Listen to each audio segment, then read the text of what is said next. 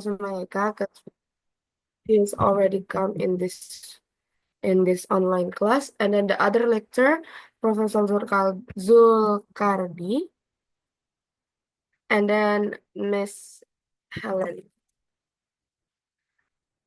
Today, our group will be presenting on the topic of the iteration and recursion in grade 9 until 12. Before we are begin into the presentation, I would like to introduce our member from group 13. First, Nasha Eka Fitria as a presenters, and then second, Tia Rahmawati as a presenters too. Third, me, Zelfit Salsabila Zaliska as a presenter and moderator. And the last one, fourth, Pipit Mahera as a presenter. Next slide. Okay, the first discussion will be discussed about goals in iteration and recursion for grades 9 until 12, which will be explained by Pipit. Pipit, time this and screen are yours. Okay, thanks to moderator. I will explain goals grade 9 until 12. First, describe analysis and create arithmetic and geometric sequence and series, yang dimana dari tujuan pembelajaran yang pertama itu semua siswa kelas 9 sampai kelas 8 itu diharapkan untuk dapat mendeskripsikan, menganalisis, dan membuat barisan dan deret aritmatika serta geometri. Second, create and analysis iterative geometric patterns including fractals with an investigation of similarity and the areas and perimeters of successive stage. Third, represent an analysis function by using iteration and recursion. Fourth, use subscript and function notation of represent sequential patterns. 5. Investigate more complicated recursive formulas such as simple non-linear formulas in which is the added quantity is a function of n such as s. N sama dengan s buka kurung n dikurang 1 ditambah 2n plus 1 and formula of the form A buka kurung n tambah 1 sama dengan RA buka kurung n tambah B. Recognizing that the resulting sequence is arithmetic when R sama dengan 1 and geometric when B sama dengan 0. Next slide. Okay, next, use finite difference tables to find explicit atau clues from formulas for sequence that can be represented by polynomial function, and understand the carry out proof by mathematical induction, recognizing a typical situation for induction proof in which is a recursive relationship in know and use to prove an explicit formula. Okay, next, use iteration and recursion to model and solve problems, including to choose in a variety of real-world context, particularly apply growth situations such as population growth and compound in interest. And finally, and last, describe analysis and create iterative procedures and recursive formula by using technology such as computer software, graphing calculator, and programming language. Okay, I back to my moderator. Okay, thank you, Pipit. So in this material or in this session, iteration and recursion in grade 9 until 12, that have 9 goals. But in this time, our group not explain all goals, but we will explain 5 goals from 9 goals. Okay, maybe next slide.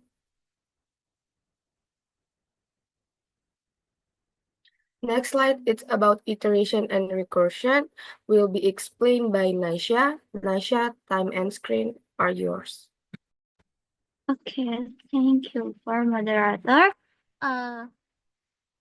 Iteration and recursion. Iteration and recursion are two approaches used to solve problems that involves step-by-step change.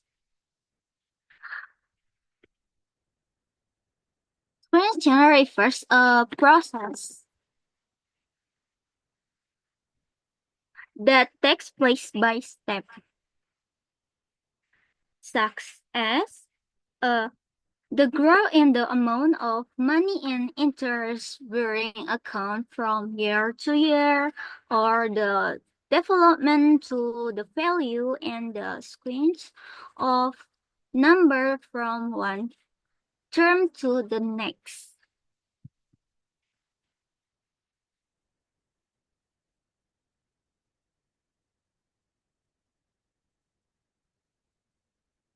Formula and iteration and recursion. First one is general linear recursion. This formula to use to calculate the next term based on the previous one.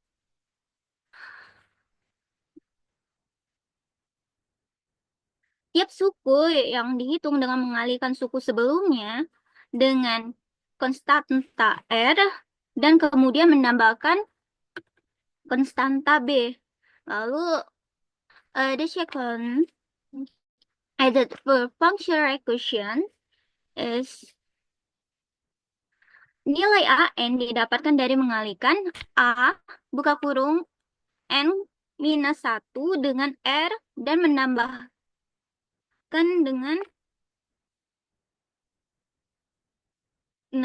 dengan N plus 1.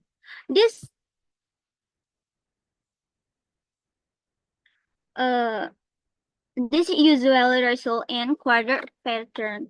Okay. Come back to moderator. Okay, thank you, Nasha. For the next part is about maybe next slide, Nasha.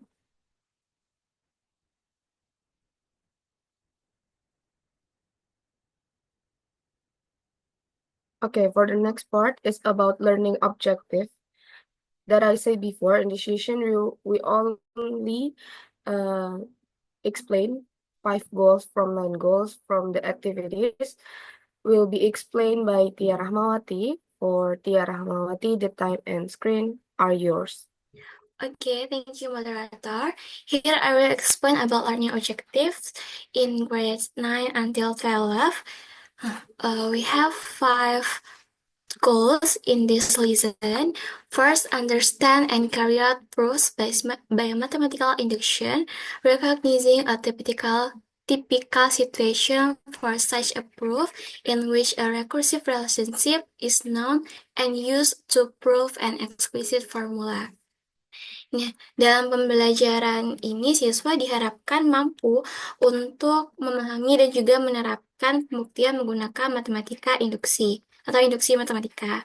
Nah, mereka juga akan belajar mengenali pola rekursif yang sering muncul dan menggunakannya untuk membuktikan rumus eksplisit.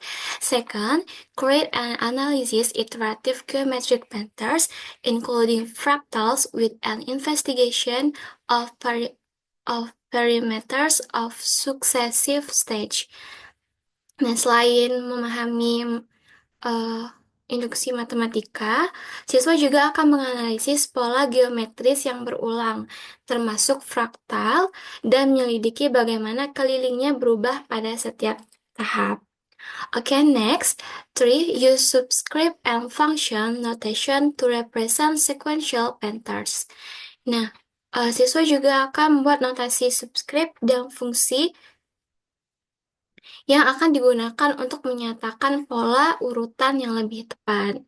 4. Investigate more complicated recursive formula, such as formula in which the nth quantity is a function of n. Dan siswa juga akan menyelidiki rumus rekursif yang lebih kompleks, di mana besaran yang ditambahkan itu bergantung pada nilai n sebelumnya. And the last 5, use iteration and recursion to model and solve problem. Nah, yang terakhir, iterasi dan rekursi ini akan digunakan sebagai alat untuk memodelkan dan menyelesaikan suatu permasalahan matematika. Oke, next slide.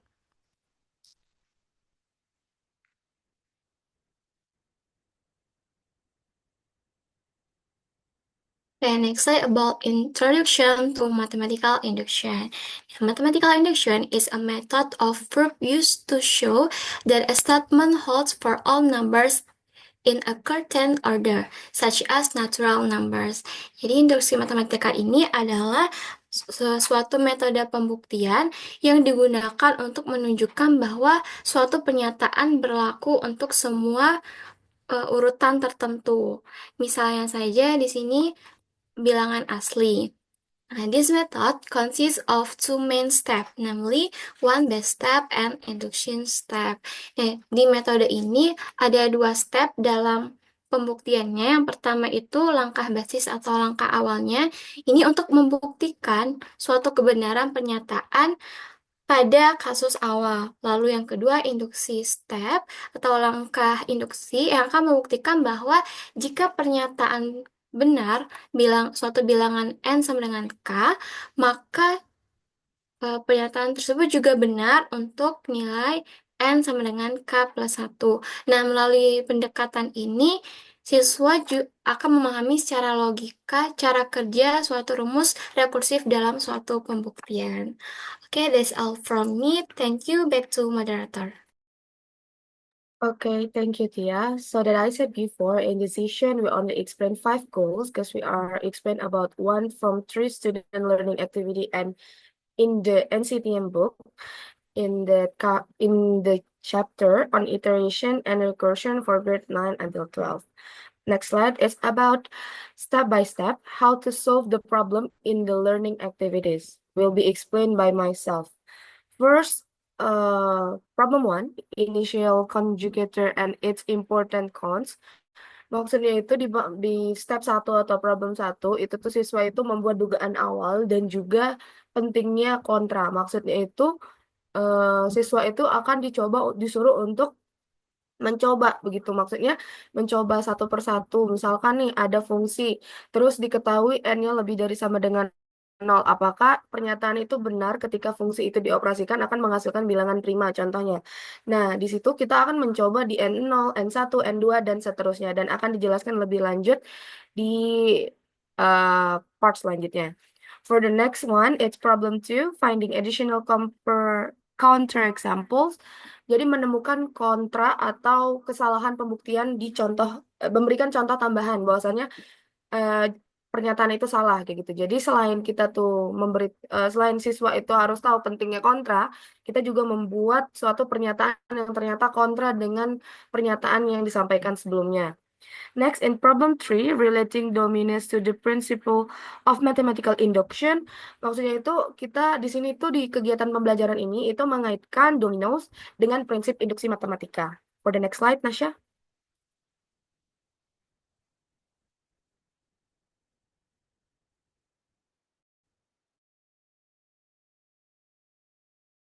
Okay, in the next in problem 4 or step 4, finding recursive formula for the number of edges in a complete graphs.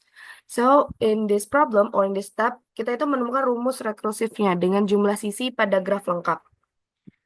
Next, in problem 5 and 6, try construct a proof using mathematical induction.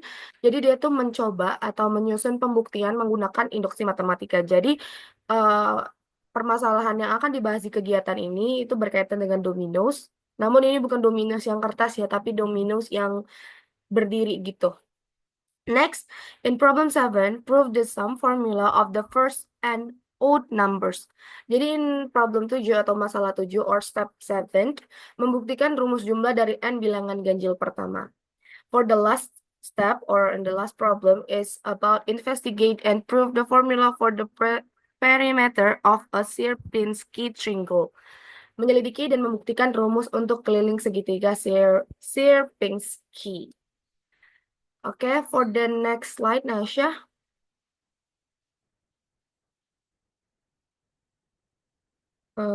In problem 1 first.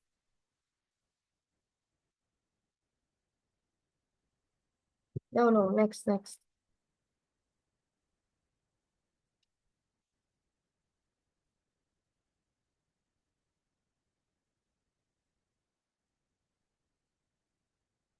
Four. Slide sebelumnya. Okay. For the problem one will be explained by myself too. So in this problem, students are asked to consider whatever the following statement is true for n kuadrat dikurang n ditambah 41 is prime for all n lebih dari sama dengan 0. Nah, di sini siswa tuh diminta untuk mempertimbangkan apakah pernyataan n kuadrat dikurang n ditambah 41 itu suatu bilangan prima untuk semua n lebih dari sama dengan 0. Kita misalkan suatu pernyataannya seperti itu ya, dan itu dianggap benar, di mana n itu lebih dari sama dengan 1. Nah, kita di sini terdapat 4 step bagaimana cara membuktikan di problem one ini. Yang pertama, is this statement true for n lebih dari sama dengan 2, n sama dengan 0, dan n sama dengan 1. Maaf, untuk n sama dengan 2, n sama dengan 0, dan n sama dengan 1. Nah, ketika Wait.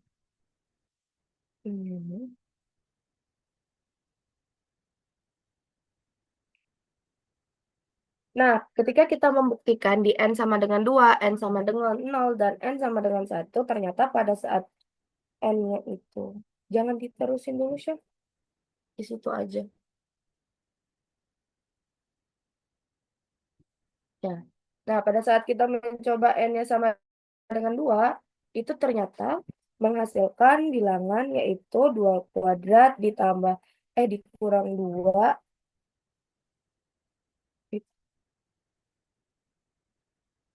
kurang 2 ditambah 41.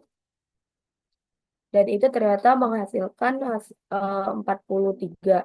Di mana 43 ini tetap bilangan prima. Lalu n-nya sama dengan 1.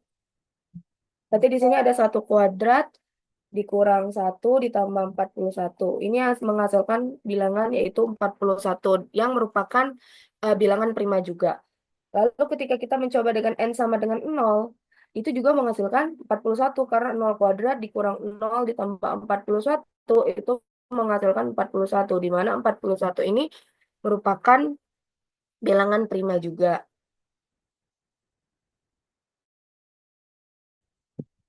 Wait, guys, I want to delete first.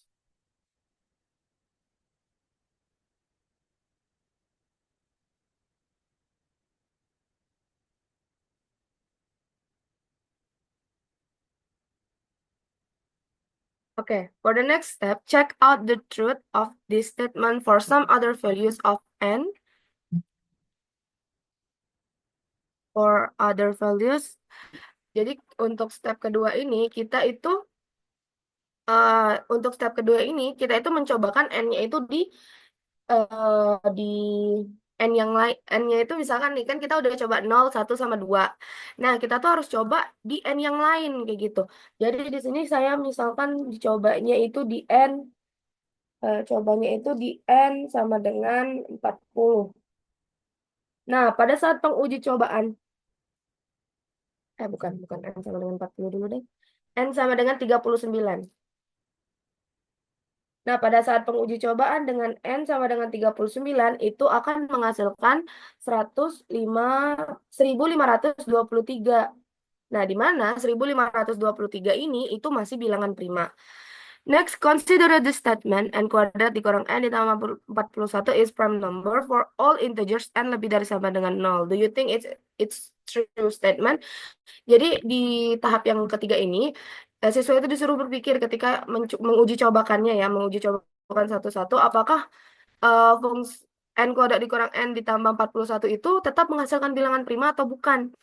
Nah, sejauh ketika siswa itu hanya menguji cobakan di n sama dengan 39, ternyata hasilnya itu masih bilangan prima. Nah, lalu pas di n sama dengan 40, dia juga masih menghasilkan bilangan prima. Lalu in the next step, check out the case when n lebih dari n sama dengan 41, itu merupakan bilangan prima atau bukan. Nah, ternyata pada saat kita menguji cobakan di n sama dengan 41, ternyata hasilnya itu bukan bilangan prima. Nah, dari sini aja kan kita udah siswa tuh udah disuruh juga sampai n sama dengan 40 itu masih statement n kuadrat dikurang n ditambah 41 itu merupakan bilangan prima untuk all n lebih dari sama dengan 0 itu masih benar. Namun pada saat penguji cobaan di n sama dengan 41 ternyata n ditambah 41 is prime for all n lebih dari sama dengan 0. Nah, siswa menyadari bahwa mereka tidak dapat membuktikan pernyataan ini hanya dengan memeriksa beberapa kasus saja. Next slide, Nasya.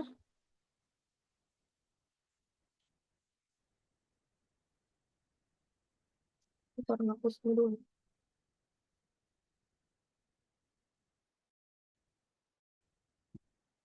Nah, for the next slide is finding additional counter examples, di mana di sini siswa itu menemukan nilai find additional counter examples. Student find some other values of n where n kuadrat dikurang n ditambah 41 is not a prime number. Jadi di sini siswa itu disuruh untuk menemukan beberapa nilai n yang lain di mana n kuadrat dikurang n ditambah 41 itu bukan bilangan prima. Nah, mereka juga harus menemukan bahwa mereka juga harus tahu bahwasanya kalau misalkan satu kontrak nyata saja sudah cukup untuk menyanggah suatu pernyataan. Karena kan tadi diuji cobakan di n sama dengan 41, ternyata hasilnya itu bukan bilangan prima. Nah, di sini siswa itu lebih ke kayak harus meyakinkan diri kembali untuk mencari dengan n itu yang n yang lain. Misalkan kita coba dengan n 42. Nah, pada n sama dengan 42 itu menghasilkan 1763. Nah, 1763 ini ternyata bukanlah bilangan prima juga. Lalu untuk n sama dengan 43 itu juga menghasilkan 1847, itu bukan merupakan bilangan prima. Lalu n sama dengan 44 itu juga menghasilkan 1933, di mana itu bukan merupakan suatu bilangan prima. Jadi, pada step ini itu lebih ke menekankan bahwasannya siswa itu harus mengetahui bahwasannya dengan satu kontra saja atau satu contoh pada saat mereka menguji cobakan satu-satu, kalau misalkan jawabannya itu nggak sesuai dengan pernyataan, itu sudah menyatakan bahwasannya pernyataan itu tidak valid atau tidak benar atau terbukti salah. Nah, melihat bahwa rumus itu menghasilkan bilangan prima untuk banyak n, itu tidak cukup untuk membuktikan keumumannya. Seperti itu. Okay, for the next slide, in problem 3, in the problem 3 will be explained by Pipit Mahera. For Pipit Mahera, time and screen is yours. Okay, thanks to moderator. I will explain to problem 3, di mana problem 3 itu relating dominoes to the principle of mathematical induction. Jadi pada problem yang ketiga ini kita akan mengaitkan antara prinsip dari domino ini dengan prinsip dari matematika induksi. Nah, the stage of proof by mathematical induction consists of 3 steps, namely one basic step, di mana n itu sama n itu 0, assumption step, nk, induction step itu n k plus 1. Jadi pada tahapan pembuktian dengan induksi matematika ini kan terdiri dari 3 langkah, yaitu yang pertama itu langkah dasar, di mana kita n ini sama dengan 0, kemudian kita membuat asumsi itu dengan n sama dengan k, dan juga kita melakukan induksi step atau langkah induksi itu dengan mengumpamakan n ini sama dengan k plus 1. Nah, prinsip induksi itu menyatakan bahwa jika kita bisa membuktikan bahwa suatu pernyataan benar untuk nilai awal, di mana itu tadi n sama dengan 0, ini disebut basis. Kemudian yang kedua itu membuktikan bahwa jika pernyataan benar untuk n sama dengan k, pada asumsi ini, maka pernyataan itu juga harus benar pada saat di langkah induksi di mana n ini sama dengan k plus 1. Akan tetapi pada pembahasan yang nomor 1 dan 2 tadi terdapat pernyataan bahwasannya untuk n lebih dari sama dengan 0 dengan rumus n kuadrat dikurang n ditambah 41 itu bilangan prima. Namun pada saat pembuktian mensubstitusikan N ini dari 0 sampai dengan 40 ini dia terbukti menghasilkan bilangan prima. Akan tetapi pada saat bilangan N itu 41, 42, 43 itu tidak menghasilkan bilangan prima seperti yang telah dijelaskan Zelvi pada problem kedua tadi.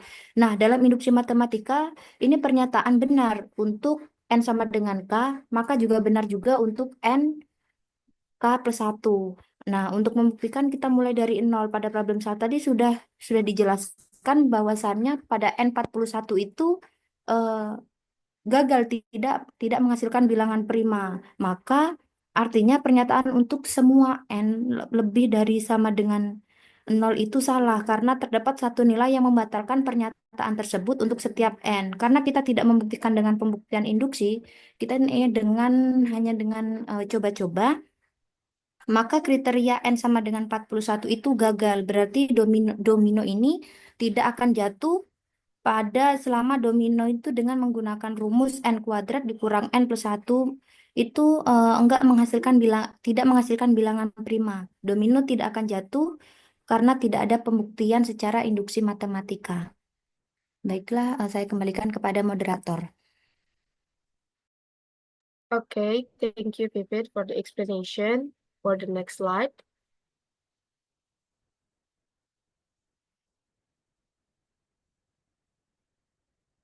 For the next slide is problem 4 until problem state 6 will be explained by Tia Rahmawati. For Tia Rahmawati, time and screen is yours. Okay, thank you, moderator. For the first, I will explain about problem 4. This problem 4, kita akan membahas tentang graph. Nah, problem 4, we find the recursive formula for the number of edges in a complete graph. Jadi tujuan dari problem 4 ini adalah untuk menemukan rumus rekursif yang menyatakan bahwa jumlah sisi atau edges dalam graf lengkap KN itu adalah graf yang menghubungkan setiap pasangan atau simpul yang disebut vertices secara langsung. Nah, di sini ada 5 step yang bisa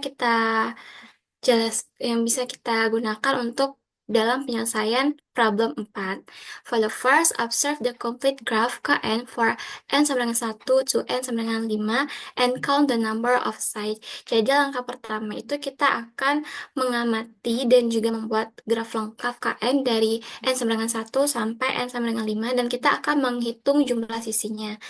Nah, di sini misalkan untuk grafnya 1, untuk verticesnya 1, lalu di sini misalkan 2. Nah,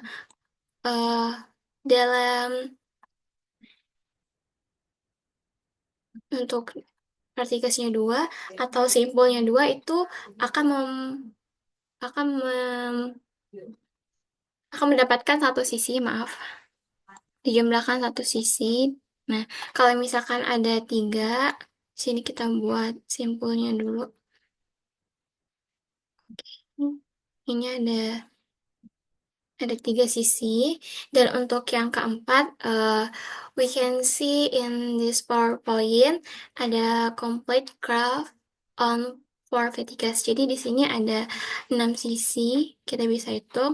Di sini 1, 2, lalu ini 3, 4, 5, 6. Nah, and the last, a complete graph on 5 vertices. Sini ada 1, 2, 3, 4, 5, 6, 7, 8, 9, 10. Nah, jadi a complete graph on 5 vertices have 10 sides. Nah, second, obtain data E1 sama dengan 0, E2 sama dengan 1, E3 sama dengan 3, E4 sama dengan 6, dan E5 sama dengan 10. Jadi di sini kita bisa buat tabelnya, di mana tabelnya itu berisikan N. N ini ialah simpul atau verticusnya, dan ln di sini adalah edges-nya atau sisinya. N. Nah, jadi kalau misalkan verticusnya 1, 2, 3, 4, 5. Oke. Ini sisinya bakal, kalau 1 tadi 0 ya, sisinya tidak ada sisi atau edges-nya. Lalu kalau 2 itu ada 2 sisi, bentar. Sorry, ini 0. Tidak ada sisi, terus kalau misalkan 2 itu kita ada 1 sisi. Yang ketiga itu kita ada 3 sisi. Keempat ada 6 sisi. Dan yang kelima itu kita ada 10 sisinya. Nah, finding recursive vectors and relationship. Kita akan mencari pola dan juga hubungan rekursifnya. Kita akan mengamati sketsa dan juga tabel graf yang sudah dibuat. Di sini kan misalkan K2 atau yang vertikusnya 2 itu N-nya 1.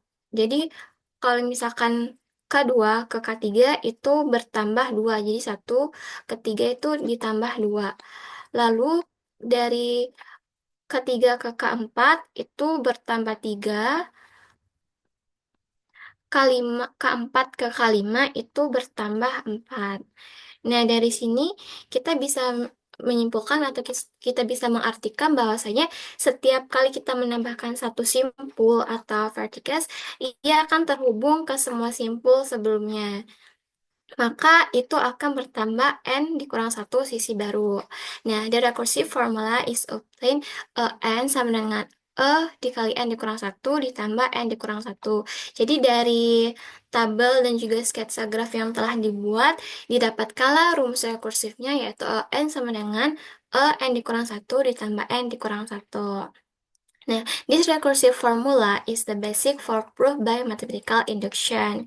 Nah, dari rumus rekursif ini kita dapat menggunakan untuk menjadi dasar dalam pembuktian dengan induksi matematika, di mana rumus itu berlaku untuk semua n. Itu akan dibahas di next problem. Nah, ini bisa kita nyatakan benar karena dari definisi graf dan juga ada hasil tabel serta sketsa graf yang telah kita buat, ini menjelaskan bahwa adanya konsisten dalam penambahan sisi pada tiap menambahkan simpulnya. Tuh. Oke, next slide.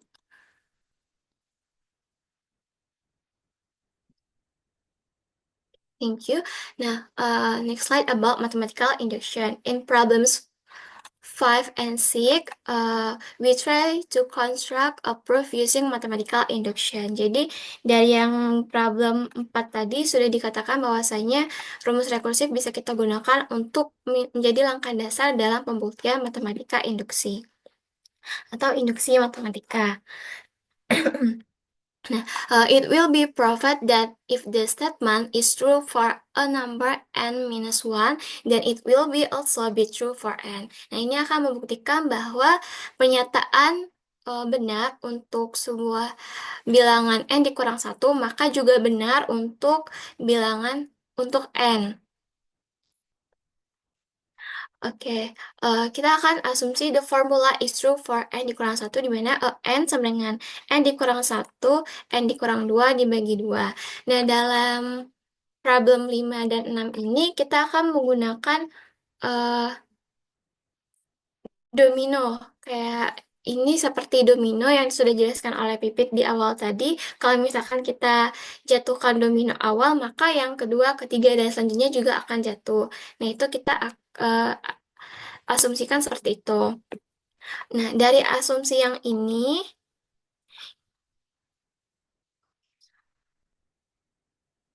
dari asumsi the formula is true for n minus 1 yang ini, kita akan menggunakan untuk membuktikan bahwa formula untuk n itu n sama dengan n dikali n dikurang 1 dibagi 2.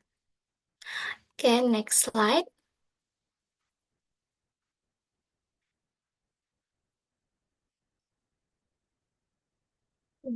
Dalam pembuktian induksi matematika tadi sudah disebutkan di awal bahwasanya ada dua langkah. Yang pertama itu ada base step dan juga induction step. Nah, base step atau langkah awal ini dimisahkan n sama dengan 1.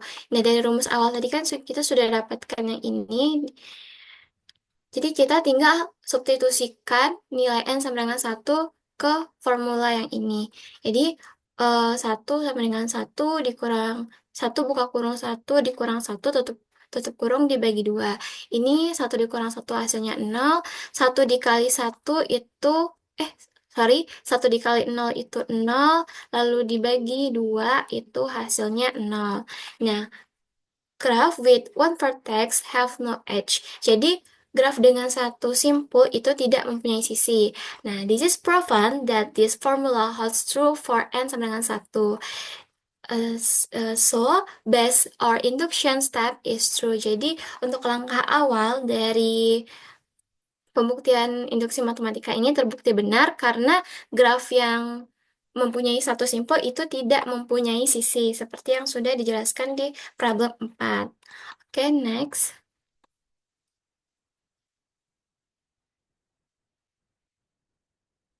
Oke, ayo kita lanjut ke induksi step atau step induksi. Nah, for the step 1, induction hypothesis. Jadi kita akan melakukan hipotesis induksi. Assume formula holds for n minus 1.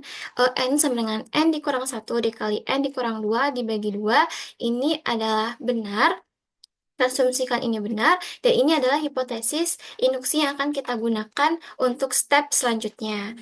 Nah, step 2, add new vertex using recursive formula. Jadi, kita akan menambahkan simpul baru, dan ini sama seperti problem 4, yang dimana menggunakan rumus rekursif. Nah, add one vertex to a graph with n dikurang 1 vertex. Jadi, kita akan menambahkan satu simpul ke graf dengan n dikurang 1 simpul.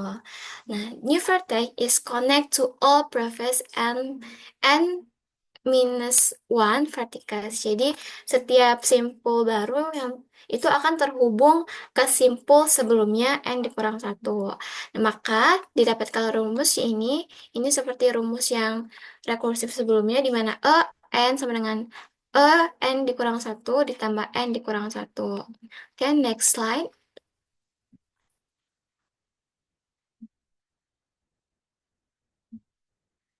Step 3, hipotesis substitution. Jadi kita akan mensubstitusikan hipotesis, di mana kita akan mensubstitusikan nilai n dikurang 1 ke hipotesis. Nah, di sini di rumus awalnya tadi itu ialah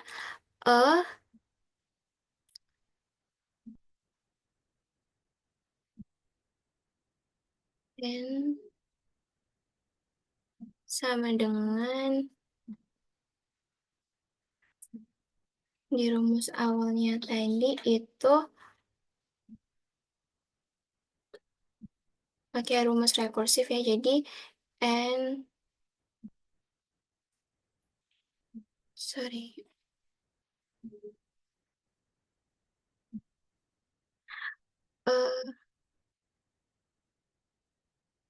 n minus 1 kurang ditambah n kurang 1. Nah, ini kan rumus awal dari rekursif. Jadi tinggal kita masukkan saja substitusi ke rumus yang ini. Jadi ini adalah nilai dari n. n min 1.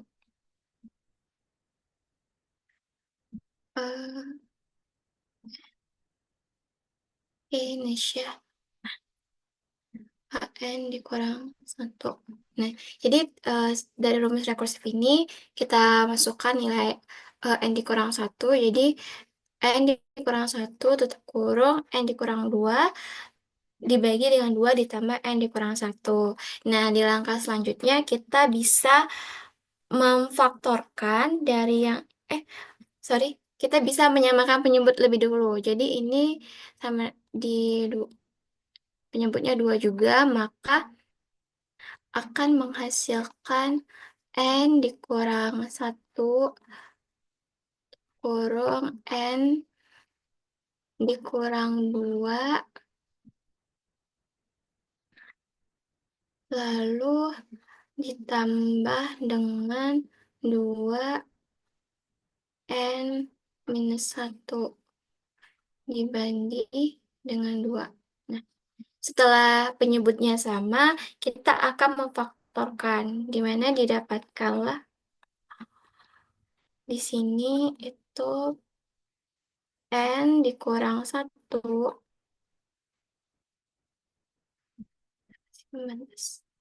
N dikurang 1, kita bisa faktorkan N minus 2 ditambah dengan 2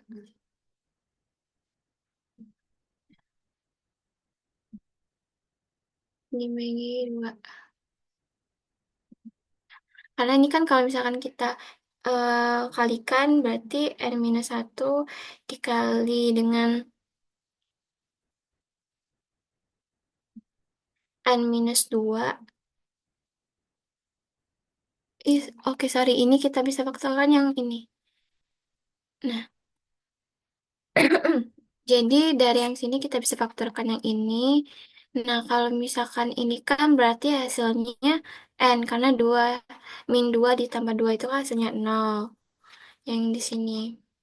Min 2 ditambah 2 hasilnya 0. Maka didapatkan hasilnya tinggal N dikurang 1 dikali N dibagi 2. Atau juga bisa kita tukar posisinya nilai N dari yang awalnya di belakang jadi di depan. Seperti ini. Jadi nilai N sama dengan N dikali N dikurang 1 dibagi 2 itu terbukti benar. Next slide.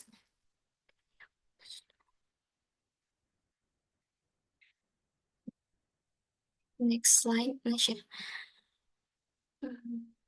Okay, this it can be concluded that the best is true for N sama dengan 1. If the formula is true for N minus 1 is also true for N. Jadi untuk langkah yang pertama itu terbukti benar N sama dengan 1, dan untuk formula bilangan N dikurang 1 itu benar, maka juga benar untuk N. Hence, by mathematical induction is N sama dengan N dikali N dikurang 1 dibagi 2 itu berlaku untuk semua N bilangan asli atau N lebih dari sama dengan 0. Okay, that's all from me. Thank you. Back to moderator. Okay, thank you, Tia. Okay, for the next step, it's problem 7. Will be explained by Pipit Mahera. Maybe next slide, Nasya. It will be explained by Pipit Mahera. Pipit Mahera, time and screen is yours. Okay, thanks to moderator, I will explain problem 7. In problem 7, prove the sum formula of the first n odd numbers. Jadi pada problem ketujuh ini kita akan membuktikan rumus jumlah dari n bilangan ganjil pertama, yang dimana di sini the formula is 1 ditambah 3 ditambah 5 tambah seterusnya sampai dengan 2n min 1 itu sama dengan n kuadrat. Nah, dari rumus di atas itu kita akan membuktikan secara dengan menggunakan induksi matematika. Step 1, base case atau dengan basis induksinya kita misalkan n itu sama dengan 1. N itu sama dengan 1. Kita substitusikan ke rumus yang di atas, 1 tambah 3 tambah 5 tambah seterusnya hingga 2n sama dengan 1. 2n kurang 1 sama dengan n kuadrat. Kita substitusikan nilai n ini sama dengan 1. Sehingga 2 dikali 1 dikurang 1 sama dengan 1 kuadrat. 2 dikali 1 sama dengan 2 dikurang 1 itu sama dengan 1. 1 kuadrat itu 1. Nah, pada step pertama ini terbukti bahwasannya untuk 1 tambah untuk 2n tambah 1 ini sama dengan n kuadrat itu sama terbukti. Oke, next slide. Nah, di Oke, di step kedua itu induktif hipotesis atau kita membuat asumsi bahwasannya untuk n ini sama dengan k pada rumus yang pertama tadi. Yang dimana tadi kan 2n min 1 sama dengan n kuadrat. Kita substitusikan n ini menjadi k sehingga menjadi 1 tambah 3 tambah 5 tambah seterusnya hingga 2k kurang 1 sama dengan k kuadrat. Ini kita anggap asumsi ini benar. Kemudian untuk step yang ketiga dengan induksi pada step induksi kita akan membuktikan juga bahwasannya n ini sama dengan k plus 1. Di sini kita substitusikan dengan menggunakan asumsi kita yang pertama tadi bahwasannya 1 tambah 3 tambah 5 tambah seterusnya hingga 2k dikurang 1 ditambah 2k plus 1 dikurang 1 sama dengan k plus 1 kuadrat. Nah, di asumsi kita kan yang asumsi yang n sama dengan k tadi ini k kuadrat saat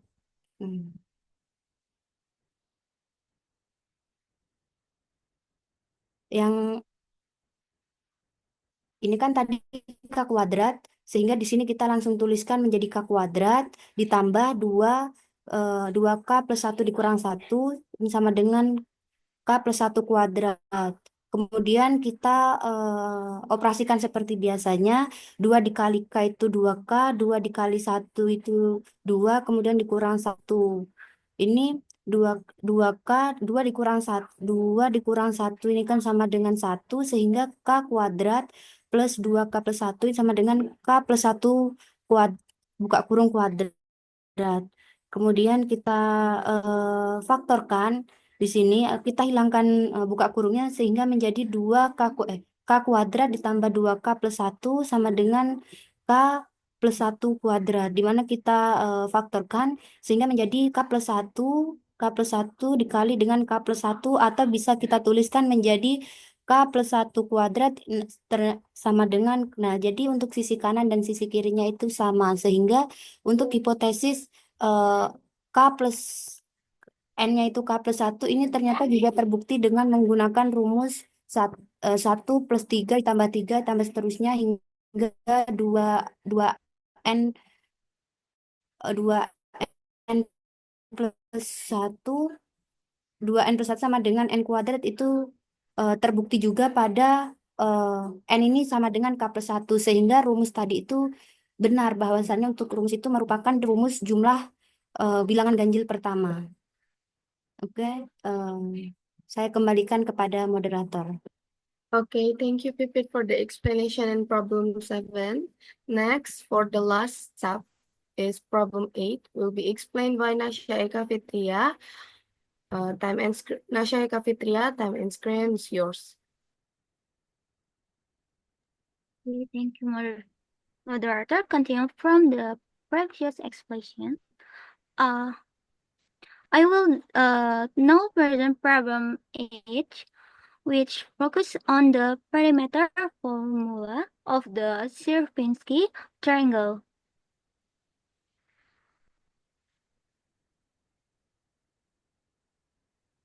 The Sierpinski triangle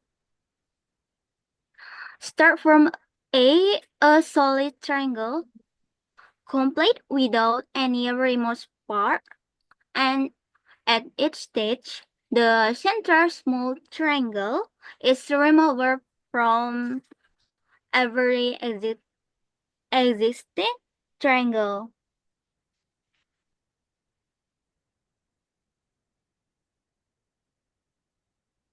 Okay, let the call number side appearing each. Kita asumsiin kalau initial triangle-nya sama dengan 1. Nah, di sini kita bisa lihat kalau stage 0-nya itu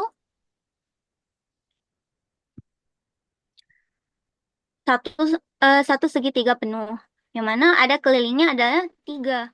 Jadi total per side length itu sama dengan 1. Jadi total perimeternya atau P sub N-nya itu tetap jadi 3.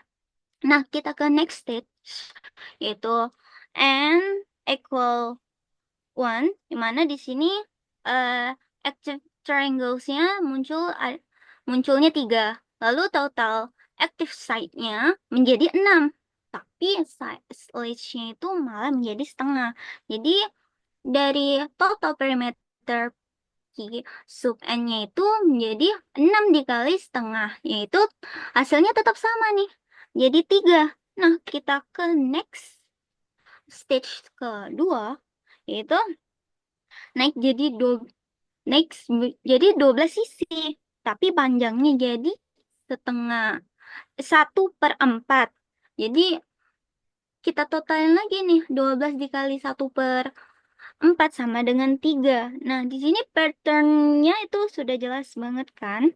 Nah, di sini kita buktiin secara sistematis, yaitu pakai induksi nih, dimana kita coba di base case-nya itu N sama dengan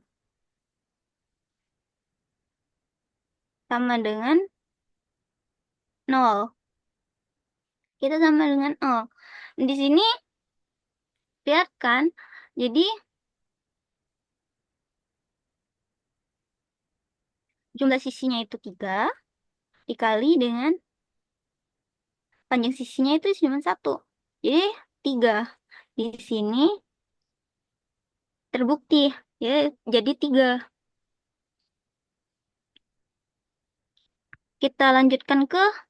Kita asumsikan nilai N itu sama dengan K. Nah, jadi keliling P sub K-nya itu sama dengan 3. Nah, karena asumsi induksinya sudah disebutkan, jadi kita ke langkah induksinya, yang mana N-nya itu sama dengan K plus 1.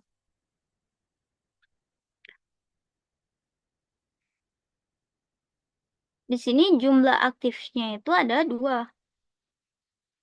Lalu dikali jumlah sisi sebelumnya, yaitu 3 kali 2/4K.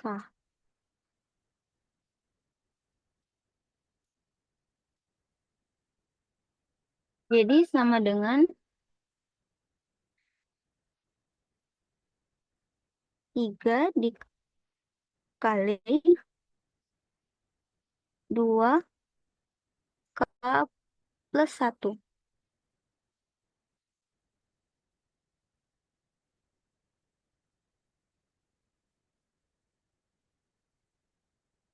Nah, ternyata di jumlah sisi naik 2 kali lipat, tapi panjang malah makin pendek juga dikali 2. Jadi tetap nih, jumlah sisi dikali panjang sisi sama dengan 3. Jadi, maka kita bisa tulis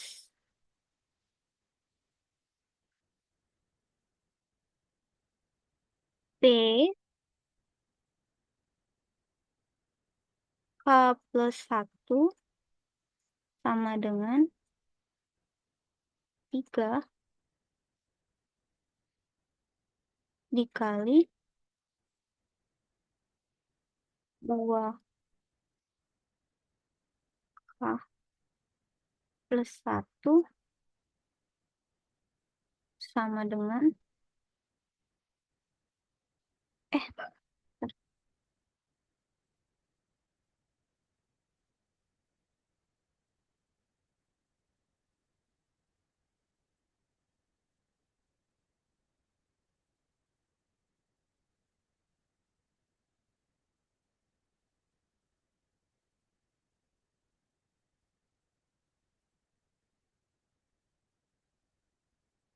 Lalu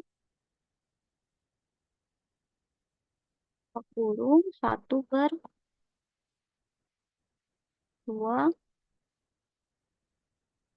K plus 1 sama dengan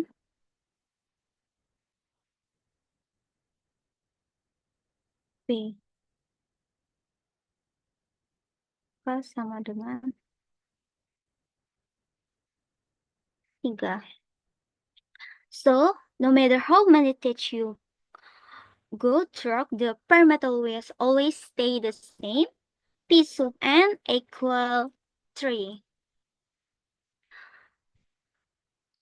That my concludes my presentation. I now return the floor to the moderator. Thank you. Okay, thank you, Nasha, for the explanation and problem 8 for the next slide. Okay, that's all about our presentation, our explanation. If we have a wrong explanation, I said so sorry. So in the step, does anyone have a question? If you have a question, let's raise hand if you have a question. Okay, for the first question is from Thomas Christian. For Thomas, you can open your mic and speak about say about your question. Okay, thank you, Zelfi, for the time. I want to ask about slide 17. How the student can find the formula untuk rumus yang EN sama nambah N dikurang 1. Thank you. Okay, sorry, operator Nasha, can you move to slide 17? Nasha.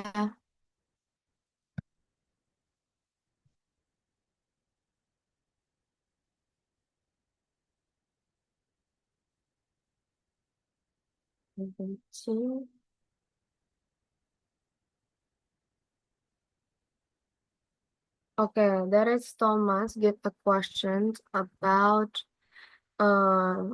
how student can know or can make rumus N sama dengan N dikurang 1 ditambah N min 1. For the first question. Any question, guys, for the second or the third question? Or we answer this first? Okay, maybe we are answer this first, yeah. For the question from Thomas will be explained or answered by Tia Rahmawati. For Tia Rahmawati, time and screen is yours. Okay, thank you, moderator. So, the question from Thomas is how can a student find the formula? Yang ini ya, ini adalah rumus rekursif yang dijelaskan di problem 4 sebelumnya. Nah, jadi rumus ini menyatakan bahwa jumlah sisi dalam graf lengkap N simpul adalah sama dengan jumlah sisi pada jadi rumus ini menyatakan bahwa jumlah sisi dalam graf lengkap dengan N simpul adalah sama dengan jumlah sisi graf pada graf dengan N min 1 simpul. Jadi mungkin kita boleh ke problem 4 aja, Nesya. Slide sebelumnya. Nah, jadi disebutkan kalau misalkan kita menambahkan simpul baru, maka ada penambahan N-1 untuk simpul baru. Jadi N-1 di sini ialah untuk simpul baru. Kenapa N-1? Karena simpul baru yang kita tambahkan ini akan terhubung ke simpul sebelumnya yang sudah ada, yang N dikurang 1. Nah, jadi siswa itu menemukan itu dengan cara menggambarkan graf atau bentuk graf yang ini. Misalkan nih, ini dari graf 4 ke graf 5. Bagaimana perubahannya? Apa yang siswa amati? Seperti yang sudah dijelaskan di step by step di problem 4 ini. Find the recursive verb pattern and relationship. Jadi hubungannya dengan rumus rekursif. Tadi sudah dijelaskannya di tabel. Misalkan simpulnya itu dilambangkan dengan N. Lalu untuk sisinya itu dilambangkan dengan EN, maka setiap kali penambahan simpul itu akan ada penambahan sisi. Ini kan untuk simpul 1 sisinya 0. Simpul 2 sisinya itu 1. Simpul 3 sisinya itu 3. Simpul 4 sisinya 6. Simpul 5 itu sisinya 6 juga. Nah, simpul 5 itu sisinya 6. 10, sorry, maaf ya, 10. Nah, misalkan nih, kita lihat dan himbau untuk siswa itu mengamati dan melihat perubahan dari simpul yang N3 ke N4. Itu kan ada penambahan sebanyak 3. Lalu di sini juga ada penambahan sebanyak 4, dari 4 ke 5.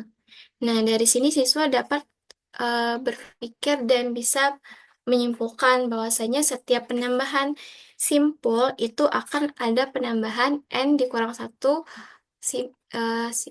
sisi. Jadi misalkan nih, kita pakai rumus yang ini ya, misalkan N-nya di sini 4. Jadi rumus di sini kita bisa terapkan 4 dikurang 1 ditambah dengan 4 dikurang 1. Maka itu kan 4 dikurang 1 itu kan hasilnya 3. 4 dikurang 1 juga hasilnya 3. Nah, jadi ini hasilnya 6. Nah, terbukti bahwasanya untuk E4 itu ada 6 sisi. Jadi untuk vertikasnya 4 atau simpulnya ada 4. 1, 2, 3, 4 itu ada 6 sisi. Atau bisa kita visualisasikan, misalkan ada 4 orang nih, ada 4 orang A, B, C, D. Nah, itu mau salaman, tapi salamnya itu nggak boleh 2 kali. Jadi, kalau misalkan di graf ini nggak boleh dari yang di titik ini ke titik yang di sini, atau simpul ini ke simpul ini bolak-balik gitu. Makanya dia pakai rumus N dikurang 1. Nah, misalkan nih dari 4 orang ini nggak boleh salaman dengan sama. Misalkan aku, Tia, sama Zelvi udah salaman. Nah, Zelvi nggak boleh lagi salaman sama aku gitu. Jadi, misalkan ini A itu salaman dengan B, C, D. Jadi ada 3 kali. B itu salaman dengan C, D. Ada 2 kali karena dia udah salaman sama A sebelumnya. Terus yang D salaman ya sorry, yang C salaman sama D karena sebelumnya udah salaman sama AB. Sedangkan yang D itu nggak salaman sama sekali karena udah salaman sebelumnya sama ABC gitu. Nah, itu juga eh, sama dengan sisi di graf lengkap K4 karena ada 4 orang kan ABCD gitu. Misalkan kita tambah orang itu kan 4 orang itu berarti dia bakal salaman itu 3, 2, 1. Nah, jadi kayak setiap dia salaman itu akan salaman sama orang yang baru, bukan yang sebelumnya gitu. Jadi istilahnya N dikurang 1 ini ialah untuk simpul yang lama, dan N dikurang 1 di sini ialah simpul yang baru gitu. Jadi siswa dapat menemukan rumus ini dari gambar graf yang sudah dibuat sebelumnya, step by step problem 4, dan juga tabel yang sudah dibuat. Siswa bisa mengamati penambahan setiap simpul yang ada di sini. Penambahan setiap sisi atau simpul yang ada di sini gitu. Mungkin itu cukup dari saya. Apakah ada tambahan dari teman-teman kelompok lain? Atau bagaimana, Thomas? Atau apakah sudah paham atau ada yang belum jelas?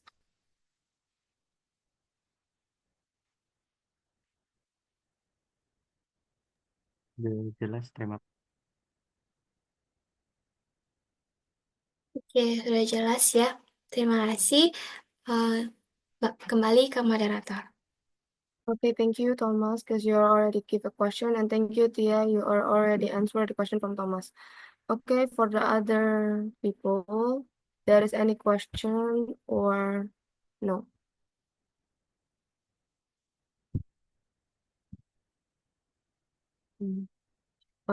Baik, Ibu izin bertanya, apakah cukup untuk sesi tanya jawabnya atau lanjut? Masih ada nggak yang mau bertanya? Coba di apa? Share papan tulis coba. Baik, Ibu. Boleh turunin share screen-nya, Nasya?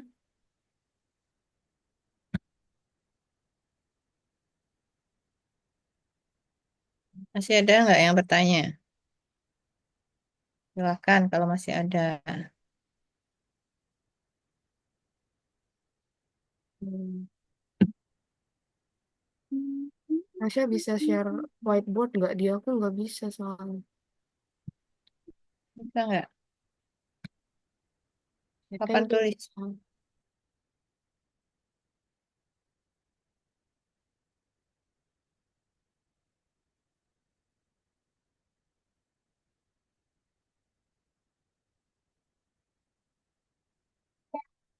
Hmm.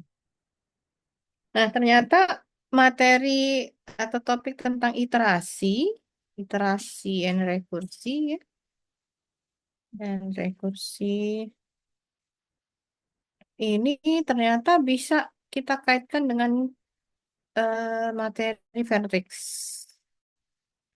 H, ya. Dilihat tadi teman Sitia gitu ya sudah mengilustrasikan. Tapi apa namanya, kalau mahasiswa taruh lagi bisa dipahami ya ketika kita menjelaskan ke anak grade 9 sampai 12 biar kelihatan nian proses bagaimana mendapatkan apa tabel tadi ya, ada tabel, terus ini N dan ini IN-nya. IN itu adalah banyak sisi dari graf gitu ya. Nah, kalau tadi N-nya adalah N itu menunjukkan vertex-nya, simpulnya satu.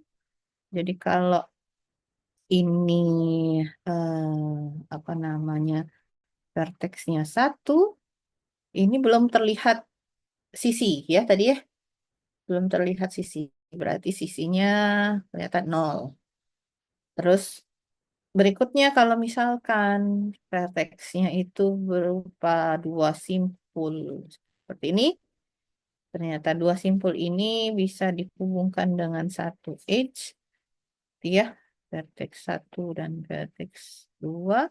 Ternyata kita bisa hubungkan dengan satu simpul, yaitu H1. Maka di sini di tabel kita sebut kalau vertexnya 2, maka sisinya ada satu. Berlanjut lagi ketika bertambah lagi vertexnya 3, misalnya ya. Vertex ketiga, maka bisa dibuat simpul dari graf yang tertutup ya, verteksnya ternyata bisa menjadi 3 ya. Lanjut lagi, nambah lagi satu, verteksnya 4, V4, V4. Kemudian kita buat H yang berhubungan antara vertex 1 ke vertex 4, 2 ke 4, 3 ke 4. Berapa ini sisinya sudah? 3, 4, sisi, Bu. 5. Berapa? 6. 6.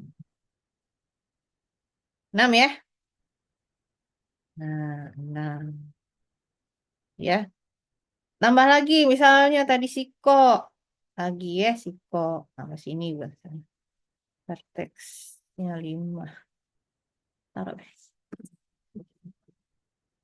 5. Terus dihubungkan antar vertex tadi. 1/5, 2/5, 3/5 gitu ya. 4/5. Nah, kalau kita lihat kan nambah berapa tadi ini? Di sini nambah berapa di sini? 1, 2, 3, 4 ya. Jadi kalau kita tulis di sini vertexnya ada 5, di sini jadinya kalau dihitung-hitung 1, 2, 3, 4, 5, 6, 7, 10.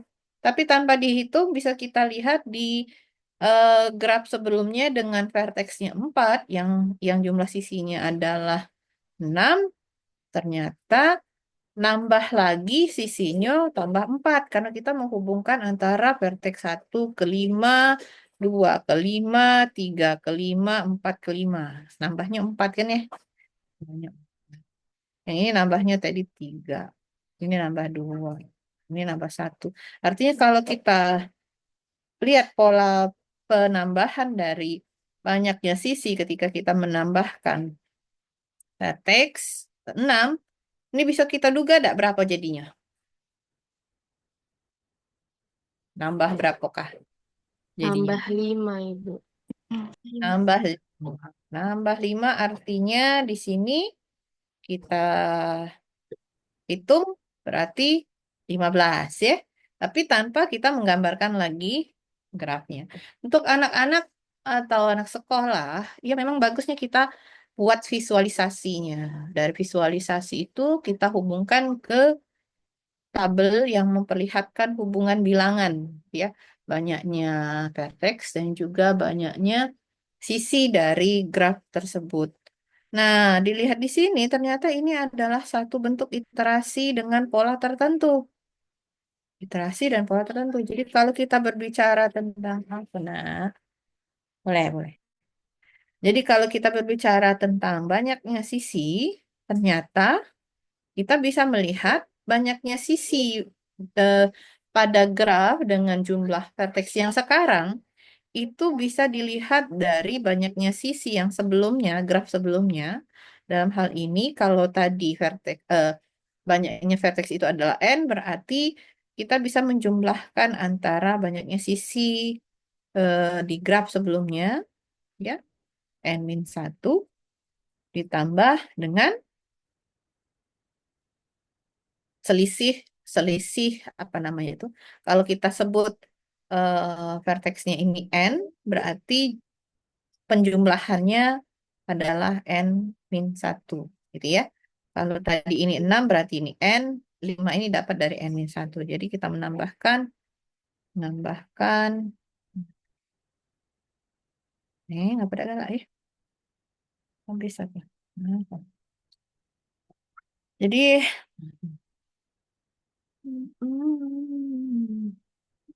jadi ditambahkan n-1. N-1.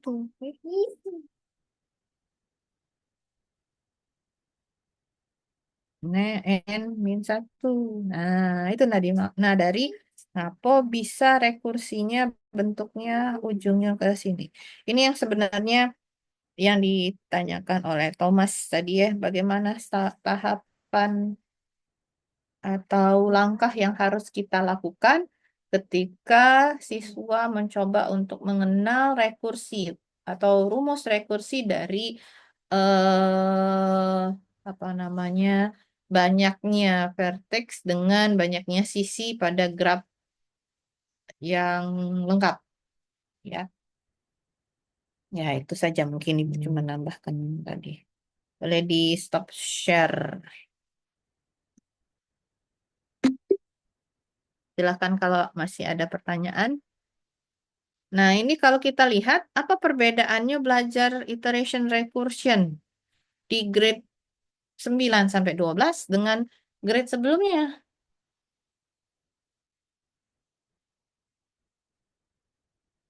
Di grade 6 sampai 8. 6 sampai 8 itu anak SMP.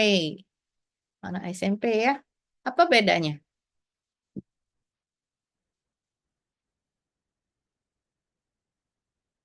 Izin menjawab, Ibu. Ya, Mungkin silakan.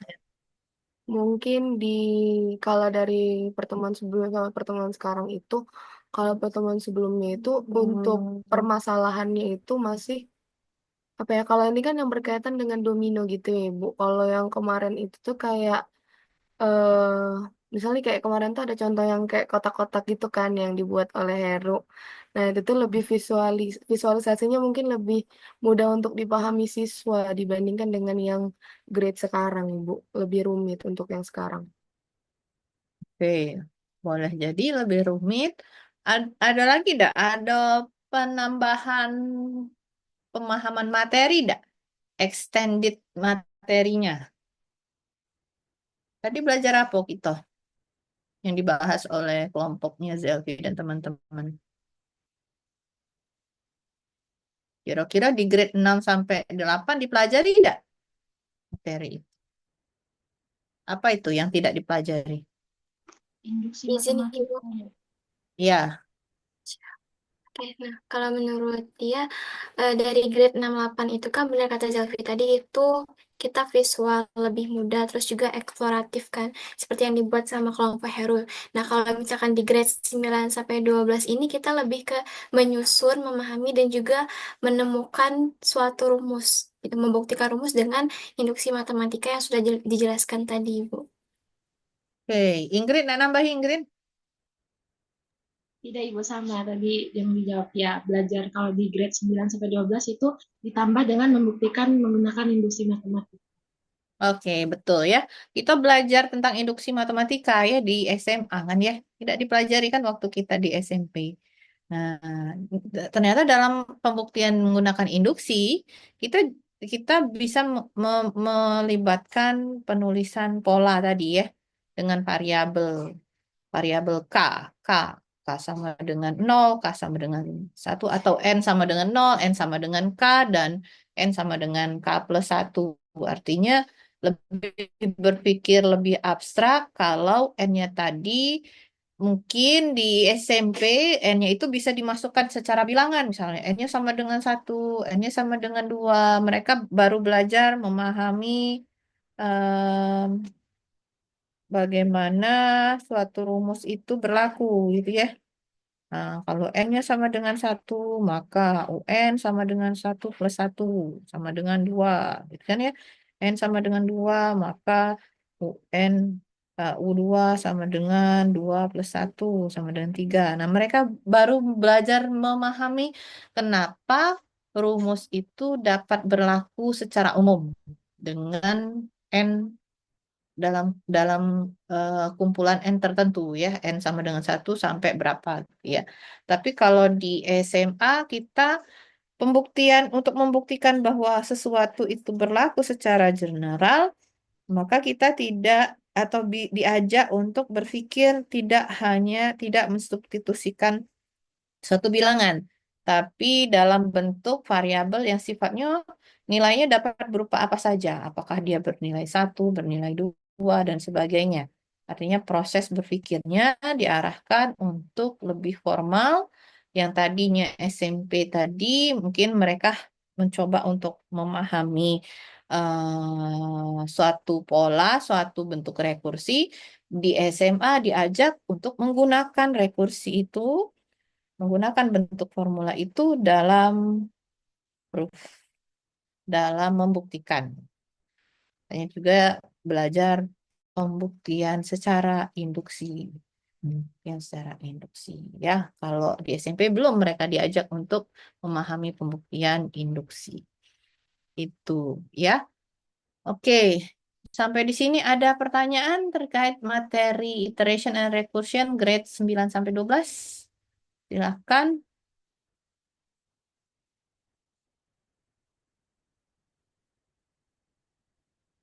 Ada pertanyaan? Cukup? Kalau cukup, kita sudahin ya, karena Ibu ada rapat jam 10 ini lewat Zoom, nak siap-siap untuk menyiapkan materi rapat. Ya, itu saja mungkin pertemuan kita hari ini. Hari Senin berarti kita berbicara tentang bagaimana hasil dari kalian menguji cobakan ke siswa tentang aktivitas atau soal dari matematika distrik yang kalian kembangkan, gitu ya. Boleh nanti tayangkan bagaimana bentuk aktivitasnya atau soalnya, bagaimana siswa menjawab strateginya, atau kalaupun ada strategi yang lain, boleh untuk disandingkan dengan strategi yang digunakan oleh siswa tersebut. Nanti pekan berikutnya baru kita ambil nilai ujian akhir, di mana nilainya mungkin kita ambil dari proyek kalian menguji cobakan ya soal-soal matematika diskrit kepada siswa tersebut ya. Berikut analisis jawaban mereka. Itu saja untuk hari ini. Terima kasih untuk partisipasinya. Ya, kita cukupkan perkuliahan kita. Assalamualaikum warahmatullahi wabarakatuh. Sampai ketemu Senin nanti. Waalaikumsalam warahmatullahi wabarakatuh. Terima kasih, banyak, Ibu. Ibu. Ya, sama-sama. Izin lift. Assalamualaikum.